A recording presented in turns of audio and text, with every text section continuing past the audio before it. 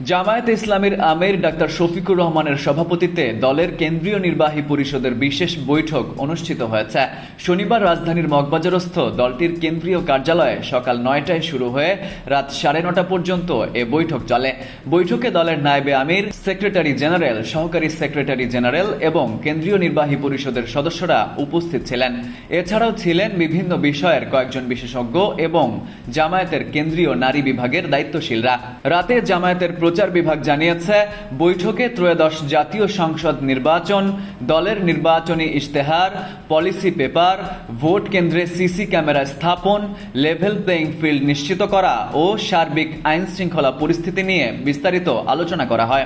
এছাড়াও নির্বাচন ঘিরে প্রচার কার্যক্রমের অংশ হিসেবে আগামী 22 জানুয়ারি ঢাকায় এবং 23 ও 24 জানুয়ারি উত্তরবঙ্গ সহ সারা দেশে জামায়াত আমিরের সফরসূচি চূড়ান্ত করা হয় বৈঠকে।